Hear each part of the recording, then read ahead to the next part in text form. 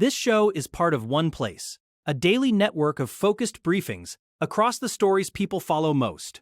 Welcome to today's briefing. I'm host Bren, and I'm joined by host A. We are diving into the biggest shifts in global markets, tech, and policy to keep you informed on what matters most. Musk found liable for Twitter stock price drops. U.S. waives Iranian oil sanctions to lower prices. Iran war causes global economic ripples and disruptions. Strait of Hormuz closure threatens global oil supplies. UK ministers fear war will damage national finances. British energy bills projected to hit record highs. JP Morgan tracks junior bankers with computer logs. Meta continues hardware push despite massive metaverse losses. Mark Andreessen sparks debate by rejecting personal introspection. New startup uses vibe coding for elderly care systems.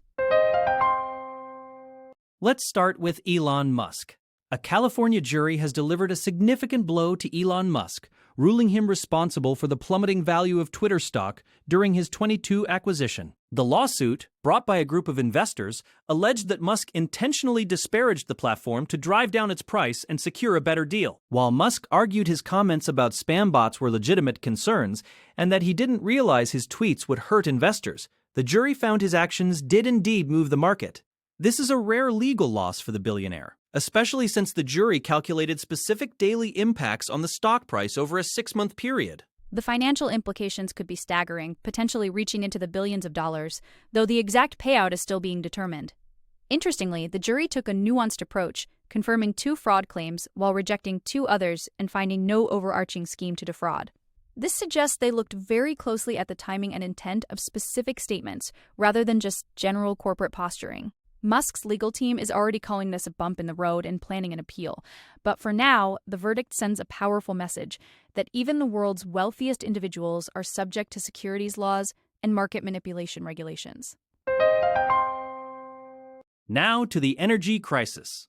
In a major policy shift, the Trump administration has issued a 30-day waiver on sanctions for Iranian oil currently at sea. Treasury Secretary Scott Bessent announced the move as a direct effort to stabilize global energy markets, which have seen prices surge by 50% to over $100 a barrel due to the ongoing conflict. The goal is to inject roughly 140 million barrels of oil into the market to provide immediate relief for businesses and consumers. This decision highlights the White House's deep concern over inflation and energy costs as the November midterm elections approach, where Republicans are fighting to maintain their control of Congress amidst growing economic pressure. However, the move is not without controversy. Critics argue that allowing these sales effectively funds Iran's war efforts, with some analysts calling the decision baffling. The Treasury Department has pushed back, clarifying that the waiver is strictly limited to oil already in transit and does not permit new production or future purchases. By framing it as using Iranian barrels against Tehran to keep prices down, the administration is trying to balance national security with economic stability. It is the 3rd time in 2 weeks that sanctions have been eased, following similar moves on Russian oil, showing just how desperate the global supply situation has become as the conflict continues to escalate.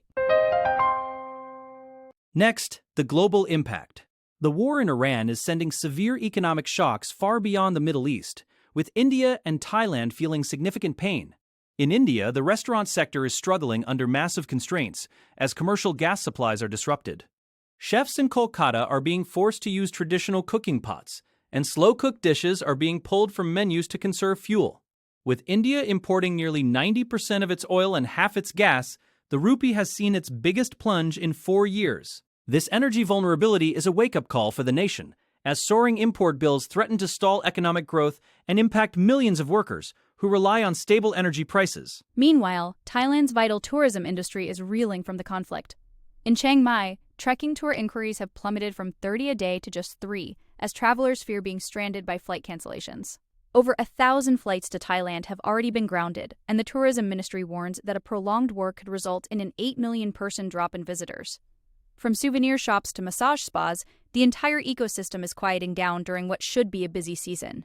These stories illustrate how a regional conflict can quickly translate into a global crisis, affecting everything from the price of a meal in Delhi to the livelihood of a tour guide in northern Thailand.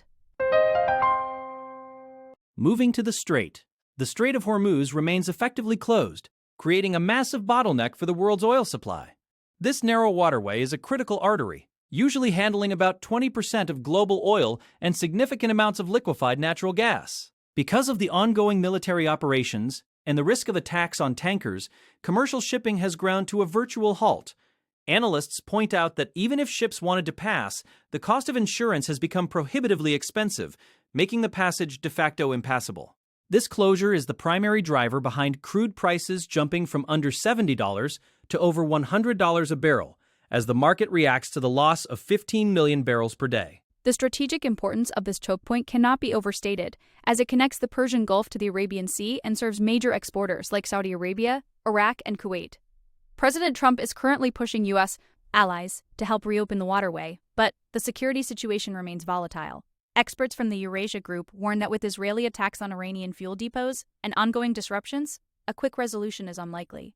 If the closure persists, the ramifications for global energy costs will be profound, potentially leading to sustained high gas prices in the U.S. and Europe. The world is essentially waiting for a security breakthrough that hasn't yet materialized on the horizon. Now to the UK. In the United Kingdom, government ministers are expressing deep anxiety over how the Iran war might jeopardize the country's already fragile finances. While President Trump has publicly criticized NATO allies as cowards for not doing more to reopen the Strait of Hormuz, British officials are focused on the domestic fallout. There are warnings of higher borrowing costs and increased mortgage rates that could hit households hard. In response, the Treasury has established a dedicated Iran board to map out worst-case scenarios. Some of the contingency plans being discussed are quite drastic, including the possibility of lowering national speed limits to reduce fuel consumption, and even considering a universal bailout for energy bills if prices remain at these levels. The diplomatic tension is also rising, as the UK recently authorized the use of its military bases to strike Iranian missile launchers targeting commercial ships. This move drew a sharp warning from Iran's foreign minister, who claimed the UK is putting its own citizens at risk. Despite this escalation, Trump has hinted on social media that the U.S. might be winding down its military efforts soon, suggesting that other nations should take over the responsibility of policing the strait. This leaves the British government in a difficult position, trying to support a key ally while bracing for an economic shock that could arrive just as local elections approach in May, making the political stakes incredibly high for the current administration. Regarding British energy costs, the financial forecast for British households is looking increasingly grim, with energy bills expected to rise to nearly £2,000 a year by this summer. This is a sharp increase from previous estimates, driven by the Iran war pushing gas markets to three-year highs. European gas prices spiked by 30% in a single day after reports of extensive damage to a major processing facility in Qatar, which could take years to repair. Even though prices eased slightly toward the end of the week, they remain nearly double what they were before the conflict began. This surge is expected to hit the government's quarterly price cap, wiping out any recent reprieves that households might have felt from lower rates earlier this year. It's not just heating and electricity that are getting more expensive. Motorists are feeling the squeeze at the pump as well. Petrol prices have climbed by almost 9% in just 3 weeks, while diesel has jumped by 17%. With global oil benchmarks like Brent crude trading around $109 a barrel, the cost of living crisis in the UK is entering a dangerous new phase. The Bank of England is also keeping interest rates on hold, which adds further pressure to those with mortgages. As the conflict in the Middle East shows no signs of abating, the economic reality for the average British citizen is becoming one of forced conservation and significantly tighter budgets for the foreseeable future.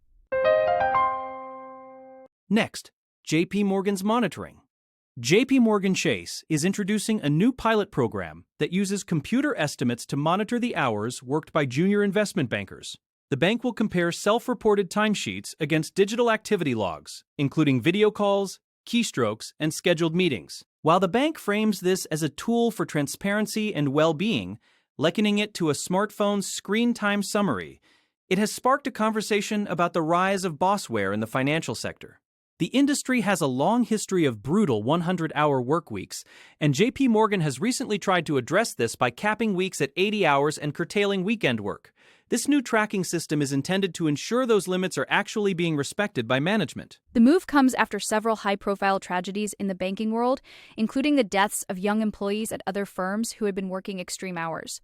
While the bank insists the tool is about awareness rather than enforcement, many employees are wary of the privacy implications of such granular monitoring. The banking industry has been particularly aggressive about returning to the office post-pandemic, and this digital tracking adds another layer of oversight to an already high-pressure environment. It remains to be seen if these computer-generated reports will actually lead to a healthier work-life balance, or if they will simply become another metric for junior staff to worry about as they navigate their entry-level roles in the competitive world of investment banking. Shifting to Meta's strategy. There is a common narrative that Mark Zuckerberg has wasted $80 billion on the metaverse only to abandon it for AI. But the reality is more complex. While Meta's Reality Labs unit has indeed seen massive losses, the project is far from dead. Reality Labs is responsible for much more than just the virtual world of Horizon Worlds. It also handles all of Meta's hardware development. This includes the Quest headsets and the Ray-Ban AI glasses, which have actually seen some decent consumer interest. Zuckerberg is still betting heavily on the idea that wearable tech will eventually replace or supplement the smartphone, even if the initial vision of everyone living in a digital world hasn't quite materialized for the general public yet. Meta is quite sensitive to the idea that they are bailing on the metaverse, arguing instead that their work in AI and hardware are two sides of the same coin. They are currently preparing to launch new glasses designed for streaming movies, a product that has reportedly impressed high-profile directors like James Cameron. While it's true that getting non-gamers to adopt VR has been a struggle, Meta is pivoting toward lightweight, everyday glasses that integrate AI. The billions in losses will likely continue as they chase this long-term vision.